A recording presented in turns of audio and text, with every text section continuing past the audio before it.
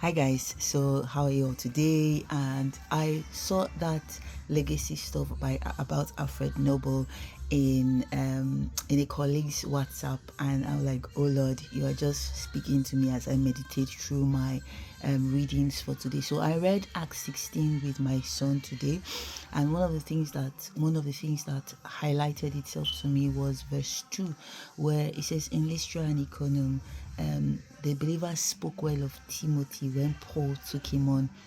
Now, Lystra and Iconium, an ancient city in present-day Turkey, and if you know the history of Turkey, very busy merchant, trade, a center of commerce. So if the believers in that town, and it was a Roman colony, so you can imagine all sorts of things. Think of the Roman Empire and its shenanigans. And the believers thought well of Timothy at that young age, or spoke well of him. I think that's legacy.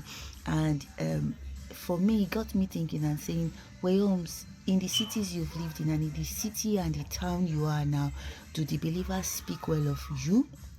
Do the believers know you to even speak well or think well of you?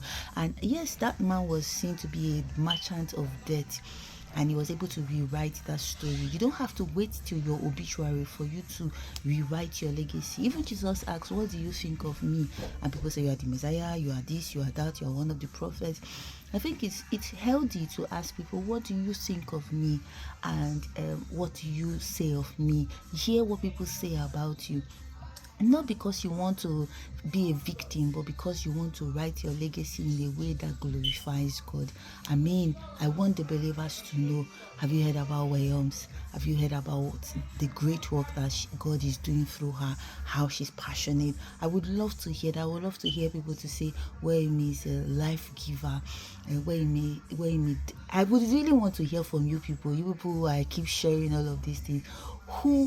What do you think of me? What do you say about me? In all sincerity, because I think just like Alfred Nobel, I have the opportunity, even as I add another year to my age very soon, I have an opportunity.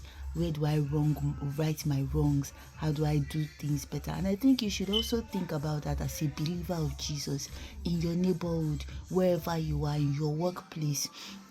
And where in the school anywhere you are, do the believers speak well and think well of you? Because that is a very imagine in a city, in two cities for that matter, they spoke well of Timothy.